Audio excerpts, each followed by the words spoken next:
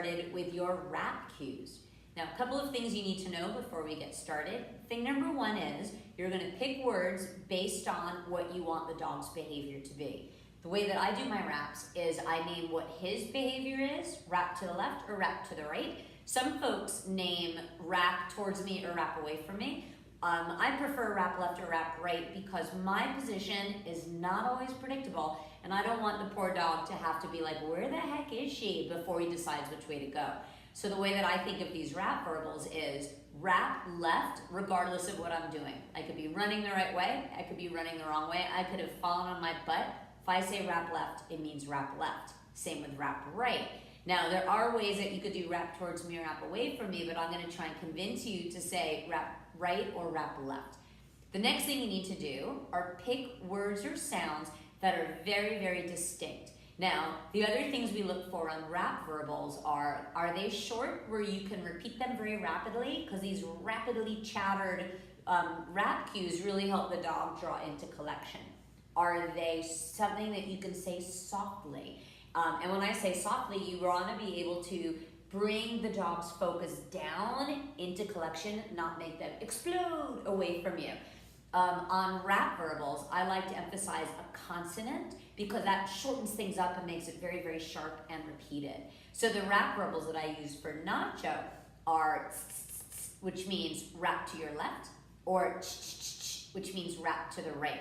Both are very easy to say when I'm running, easy to repeat. They can only be said quietly, and they're built off of other things. So the wrap left that was built off of the word sit, sit, sit, sit, which I used to use to help teach collection, a specific game, and the comes from the check, check, check, check, check.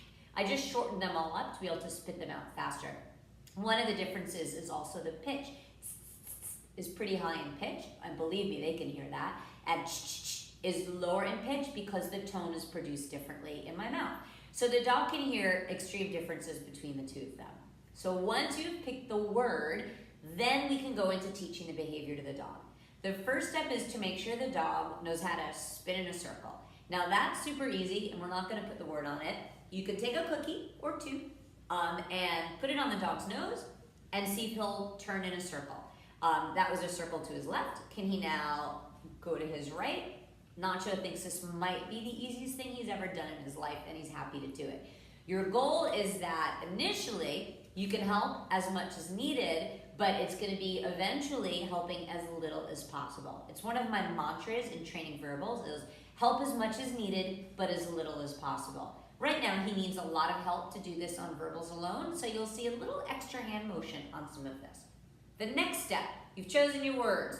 You know the dog will spin in a circle on the flat. Now we're going to link the two together.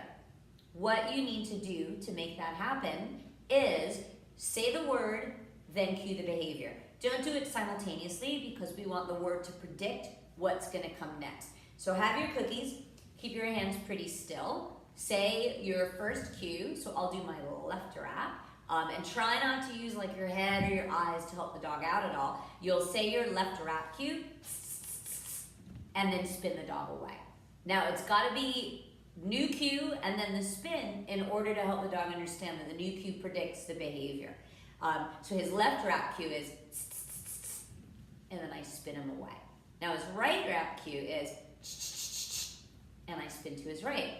You might notice that I don't really have a rhyme or reason to which hand I use because it doesn't matter. You can use your left hand, you can use your right hand, you can use both hands, you can use your feet. It doesn't matter because the dog should respond to that cue, meaning turn to your left dog, not my left, his left, regardless of where I am, what I'm doing on course. So feel free to mix it up, and if you want to do a left turn, turn him with that hand, turn him with that hand, turn him with both hands. Oh, that made his head hurt. Because there will be a time and a place where I use both hands, but you want to make sure that you mix it up so the dog sees everything. The next step is to see if the dog will start to predict, and you can fade out some of the hand help. So he's a little bit of a lefty, and so I'm going to use my left cue at first to be able to give the cue and then a tiny, tiny element of the spin. So I've got my cookie ready. Get the other cookie away. Say the cue. Good boy. thing. So now I've got it down to a little tiny wrist flick. Yes, good boy. Now I just did 2 left wraps in a row, so now I'm going to immediately move to a right wrap. Yes, good boy. Now this is obviously a lot harder for him. He's a lefty, not a righty. Come here. Yes. Yes. So this is pretty normal. The dogs need a little more help one way or the other. Now because he obviously needs more help to the right, I'm going to do more reps to the right.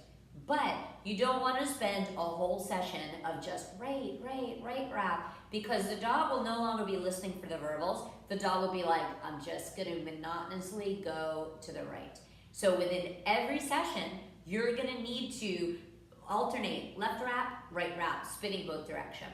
Now, you don't want the dog to just start flinging himself into wraps until you've cued it. So if your dog starts to lose their mind and just start spinning in circles, you can just gently interrupt them, calm them down, and break off the session. Nacho nicely waits for my next cue, and that is good. We don't want them just spinning and spinning and spinning, because that is just an undesirable behavior in the long run. Now, if this is going well, you can go to the next stage of this foundation training. So here's the next stage of the foundation on our wrap verbals. So we've already worked on the flat of you just sitting there doing left wrap and right wrap. Now we're going to have you standing up and moving a little bit, mixing in all the different variabilities that the dog might see, such as left wrap could mean turn towards or away, but always to the left. So if that's his left shoulder, the one closer to the camera, you can start by going and then spinning him away in a circle. Or you can turn yourself and then spin him towards you, because that's still his left shoulder. Now, be sure that you don't screw this up, because I know a lot of people who have trouble remembering which is the dog's left and which is the dog's right. Now, you might be thinking, I'm just going to do the turn towards me and turn away, and that's fine. This is the level that I would install it at. Use your turn towards me cue. Not, are you done choking?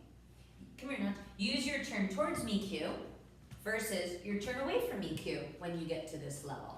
I'm going to keep going my left and right wrap, but I can help you out adding turn towards and away. So he just had a couple of left wraps. Now I'm going to do my right wrap cue.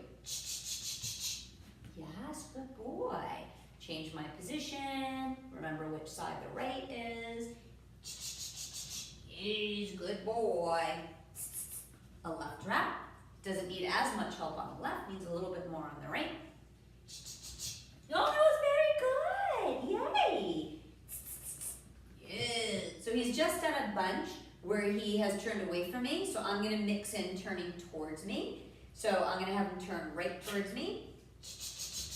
Oh, that was hard. Yes, good boy. Good boy. Very nice. Yes. Left wrap away. Good boy. Drop a crumb from the pocket. Right wrap towards. So you can just mix it up. You can walk around the house. The easiest way to practice this is randomly throughout your day. Many of us walk around with dog treats in our pocket, and you just need a hand. You don't even have to do this for cookies. You can do this with a tug toy, such as cue the dog to do that little turn away and then throw a tug toy at them. So it doesn't have to be specific training sessions. Nacho says, no, let's do training sessions. It can be randomly scattered throughout your day to help you get your training in without trying to work it too hard. And when that is going well, we're going to start to add it to the jump wing behavior that you've been working on.